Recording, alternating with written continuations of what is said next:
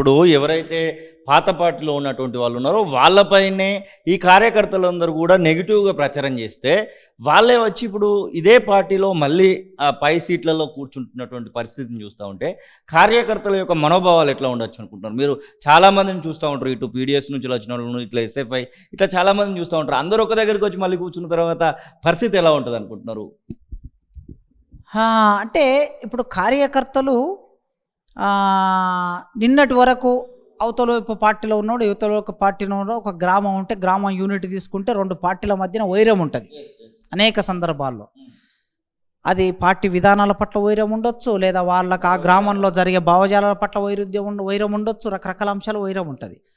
ఆ వైరము అటువాడు ఇటువాడు ఒకే దగ్గరికి వచ్చి కూర్చున్న తర్వాత అసలుకు వీళ్ళు ఏ పద్ధతిలో పనిచేస్తున్నారనేది నిజమైనటువంటి ప్రశ్న అనేది.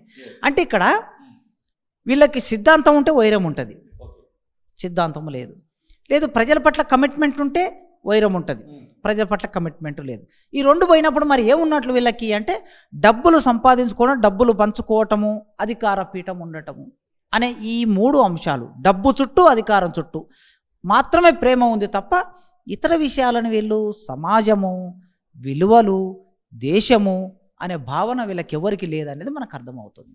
కులగణనకు సంబంధించి నిన్న రాహుల్ గాంధీ ఒక కీలకమైనటువంటి స్టేట్మెంట్ అయితే చేసినటువంటి పరిస్థితి మీరు కూడా చూసి ఉండొచ్చు అనుకుంటున్నాము.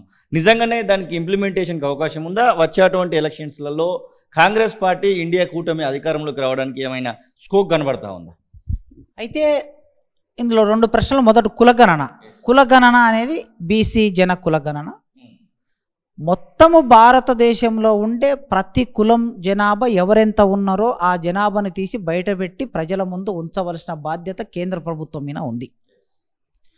ఇప్పటి వరకు ఎస్సీ ఎస్టీలకు సంబంధించిన కులగణన మాత్రమే జరుగుతుంది. అది 1931 నుంచి మనకు జనాభా లెక్కల్లో అది చట్టబద్ధంగా జరుగుతుంది. మిగతా ప్రజలకు సంబంధించి లేదు. ముఖ్యంగా 53% ఉన్న బీసీలు భారతదేశంలో వాళ్ళు చదువుకు దూరంగా ఉన్నారు, వాళ్ళు సంపదకు దూరంగా ఉన్నారు, వాళ్ళు రాజ్యాధికారానికి దూరంగా ఉన్నారు. ఇంకా బీసీ కులాల్లో చాలా కులాలు సంచారంలో ఉంటాయి. పాపం సంచార కులాలు ఉన్నాయి, వాళ్ళకి ఓటకు ఉండదు, వాళ్ళకి అభివృద్ధి ఏమిటి అనేది అభివృద్ధి ఫలాలు వాళ్ళ దగ్గరికి వెళ్ళవు.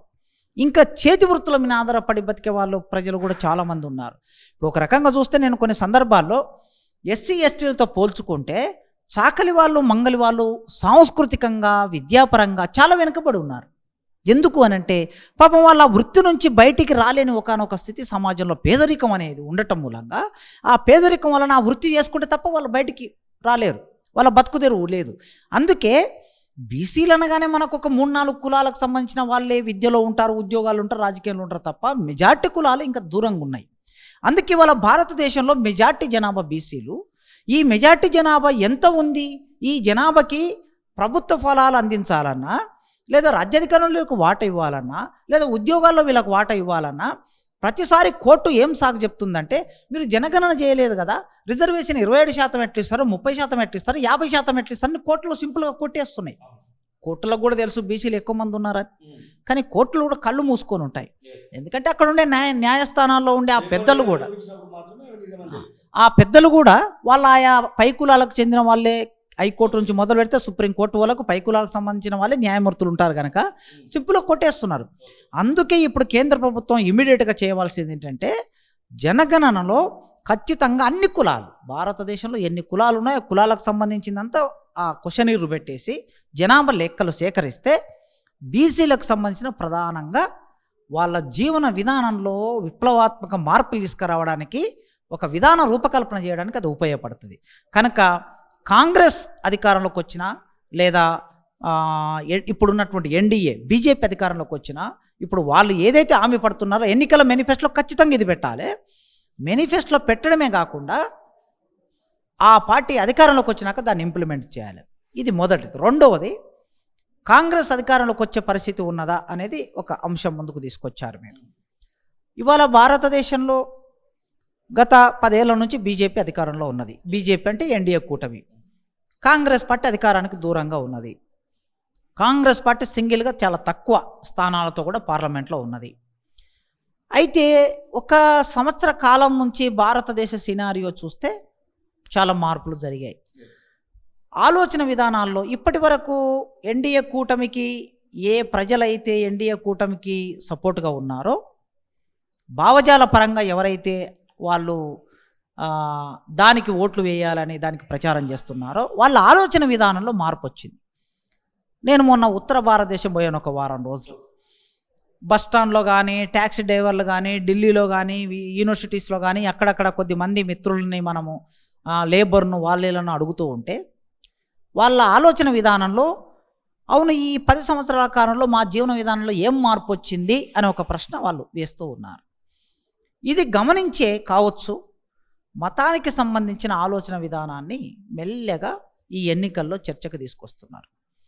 ఎవరికి ఏ అభిప్రాయాలైనా ఉండవచ్చు, కానీ దేశ ప్రధానమంత్రి అనేటటువంటి వ్యక్తి అత్యున్నతమైన స్థానం, అత్యున్నతమైన విలువలో ఉన్నటువంటి వ్యక్తి. తాను మాట్లాడే ప్రతి మాట చాలా పరిపక్వంగా ఉండాలి, మెచ్యూర్డ్గా ఉండాలి. భారతదేశ ప్రధానమంత్రి, ఇంత పెద్ద దేశం, వాళ్ళే చెప్తున్నారు కదా ప్రపంచంలో అతిపెద్ద ప్రజాస్వామ్యం అంటారు. అతిపెద్ద ప్రజాస్వామ్యానికి నాయకుడు అయినటువంటి వారు, లేదా ఇవాళ 5వ అతిపెద్ద ఆర్థిక వ్యవస్థ 1947, 37 వచ్చే నాటికి ఇది ప్రపంచంలో మొదటి ఆర్థిక వ్యవస్థగా మారుతుందని చెప్పే మీరు, మీ మాట అంత లెవెల్ ఉండాలి, హిమాలయ శిఖరంలాగా ఉండాలి. కానీ ఎందుకో నేను 3 రోజుల నుంచి వరుసగా 4 రోజుల నుంచి పేపర్లు చూస్తే కాంగ్రెస్ అధికారంలోకి వస్తే ముస్లింలకి ఆస్తులు పంచుతుంది అన్నారు మొదటి రోజు.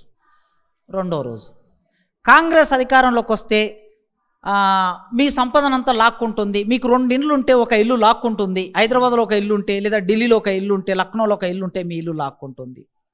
రెండో మాట విన్నా. మూడో మాట, కాంగ్రెస్ అధికారంలోకి వస్తే భార్యల మెడలో ఉన్నటువంటి మంగళసూత్రాలు కూడా మిగలవు. మూడో మాట. నాలుగో మాట, కాంగ్రెస్ మావోయిస్టు భావజాలం కలిగినటువంటిది కనుక కాంగ్రెస్ వస్తే మావోయిస్టులు భారతదేశంలో చెలరేగుతారు. ఈ 4 మాటలు నేను పేపర్లో చూసి చాలా బాధపడ్డా. నాకేం పార్లమెంటరీ ప్రజాస్వామ్యం, పార్లమెంటరీ మీన లేకపోతే ప్రధానమంత్రి లేనటువంటి వ్యక్తి మీరు, ఓకే, వీటి మీన పెద్ద ఏమి, ఎందుకంటే 60 ఏళ్ళ నుంచి చూస్తున్నాం కనుక ఇదేదో దేశాన్ని ఉద్ధరిస్తుందని నేనేం అనుకోవట్లేదు. అయినా నాకు పార్లమెంట్లో విలువల పట్ల నాకు గౌరవం ఉంది, విలువల పట్ల గౌరవం ఉంది. ఎందుకంటే అదొక విధానం, అదొక వే ఆఫ్. భారతదేశంలోనైనా ప్రపంచంలో ఏ దేశంలోనైనా పార్లమెంటరీ విధానం అనే ఒక ప్రజాస్వామ్యం అనేది ఒక విధానం. ఆ విధానం పట్ల గౌరవం ఉంది. ఆ పార్లమెంటరీ విధానం పట్ల గౌరవం ఉన్నటువంటి నేను కొందరు ప్రధానమంత్రులను వ్యక్తిగతంగా కొన్ని విధానాల పట్ల కూడా నేను రెస్పెక్ట్ చేస్తా. విపి సింగ్ గారు లేకపోతే వాళ్ళ బీసీలకు 27% రిజర్వేషన్ లేదు. విపి సింగ్ గారు లేకపోతే అసలు పార్లమెంట్లో అంబేద్కర్ బొమ్మ లేదు. విపి సింగ్ గారు లేకపోతే మండల కమిషన్ అనేది చర్చలోకి వచ్చేది కాదు. విపి సింగ్ గారు లేకపోతే అసలు ఆనాడు ఇవాళ మనం అనుకుంటున్నటువంటి లీడర్స్ ఎవరెవరైతే, ఉదాహరణకు లల్లూ ప్రసాద్ యాదవ్, ములాయం సింగ్ యాదవ్, ఇట్లాంటి చాలామంది బీహార్లో, ఉత్తరప్రదేశ్లో ఇట్లాంటి లీడర్స్ని బాగా డెవలప్ చేసిన సోషలిస్టు భావాలు కలిగిన వాళ్ళు. ఆయన చనిపోయే రోజుల్లో కూడా విపి సింగ్ ఢిల్లీలో ఒక ధర్నా జరిగితే ఆ ధర్నాలోకి వచ్చి ఒక మాట అన్నాడు, నాకు వయసు లేదు, ముసలివాడిని అయిపోయాను, నాకు యవ్వనం ఉంటే మాత్రం నేను మావోయిస్టులలో కలిసేవాడిని అన్నాడు. ఆయన ఒక దేశ ప్రధానమంత్రి అండి. నెహ్రూ గారు ప్రధానమంత్రి కాగానే నెహ్రూ సోషలిస్టు చంద్రుడని నెహ్రూ చనిపోతే కవులు రాశారండి ఆ రోజు. అంటే నెహ్రూను ఒక సోషలిస్టును చూసుకున్నారు నెహ్రూలో. అట్లాంటి మంచి ప్రధానమంత్రులు కూడా ఉన్నారు. ఎట్లా వాళ్ళు మంచి ప్రధానమంత్రులు అంటే విలువల వలన. మంచి రాష్ట్రపతులు ఉన్నారు, మంచి ప్రధానమంత్రులు ఉన్నారు. కానీ ఇవాళ దేశ ప్రధానమంత్రి గారు అట్లా మాట్లాడటం అనేది, ఒక 30 కోట్ల మంది ముస్లింలు ఉంటారు ఈ దేశంలో, వాళ్ళు ఈ ప్రజలు కదా. ప్రధానమంత్రి అంటే నీకు ఓట్లు వేసినా వేయకపోయినా ఈ దేశ ప్రధానమంత్రి అంటే అందరికి ప్రధానమంత్రి, సిక్కులకు, ముస్లింలకి, అన్ని క్రైస్తవులకి, హిందువులకి, అందరికి ప్రధానమంత్రి నువ్వు. అంటే ముస్లింలకు వ్యతిరేకంగా ఒక మాట మాట్లాడటం అంటే ప్రధానమంత్రి హోదా ఎట్లా అవుతుందండి? నాకు ఆ ప్రశ్న తలెత్తింది. రెండో ప్రశ్న, కాంగ్రెస్ అధికారంలోకి వస్తే వాళ్ళ మెడలో ఉన్నటువంటి అది మంగళసూత్రాలు తీసుకుంటుంది, కాంగ్రెస్ అధికారంలోకి వస్తే 2 ఇళ్ళు తీసుకుంటుందంటే, కాంగ్రెస్ అధికారంలోకి వస్తే సంపదనంతా సమానంగా పంచుతాన, తప్పే ఉంది ఇందులో? భారత రాజ్యాంగం ఏం చెప్తుందంటే, కాంగ్రెస్ ఏమి కమ్యూనిస్టు పార్టీ కాదు కదా, కాంగ్రెస్ ఏమి మావోయిస్టులు కాదు కదా. కాంగ్రెస్ పార్టీ పక్తు బూర్జోవ పార్టీ, కాంగ్రెస్ పార్టీ పక్తు పెట్టుబడిదారుల పార్టీ. ఆ పెట్టుబడిదారుల పార్టీ 60 ఏళ్ళు ఈ దేశాన్ని పరిపాలించింది.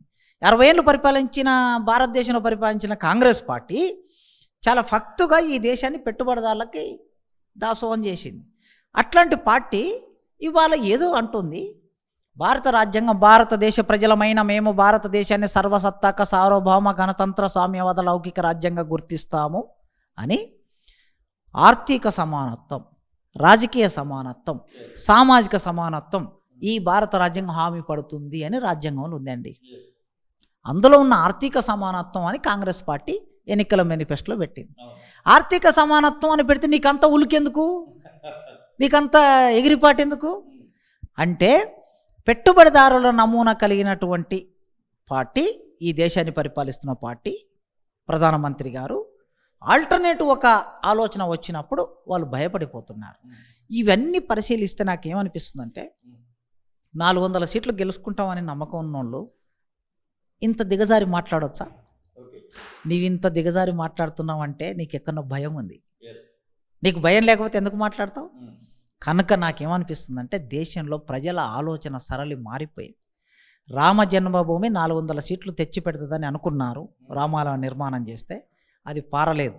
ఇంటింటికి బియ్యం పోయినాయి, ఇంటి గోడల మీద జై శ్రీరామని రాసుకున్న ఈ దేశంలో రాముణ్ణి ప్రేమించే వాళ్ళు ఉంటారు, పూజించే వాళ్ళు ఉంటారు, గౌరవించే వాళ్ళు ఉంటారు, రాముళ్లాగా బతకాలనుకునే వాళ్ళు ఉంటారు, రామరాజ్యం రావాలనుకుంటే వాళ్ళు ఉంటారు. అంత మాత్రాన మా జీవితంలో ఏం మార్పు జరిగిందని కూడా అనుకుంటా. ఈ రాముడు, ఈ దేవుడు, ఈ భావన మా కూడు మార్చిందా, మేము కట్టే బట్ట మార్చిందా, మేము ఉండే ఇల్లు మార్చిందా, మా జీవన విధానం మార్చిందా, మా పిల్లవాడికి చదువు వచ్చిందా, లేకపోతే నాకు నాణ్యమైన వైద్యం వచ్చిందా, ఇవన్నీ ఆలోచిస్తారు. నా పిల్లలకు నిరుద్యోగులకు ఉద్యోగం వచ్చిందా, ఇది కూడా ఆలోచిస్తారు. కనుక ఇవాళ ప్రజలు సరిగ్గా ఇది ఆలోచిస్తున్నారని నేను అనుకుంటున్నా.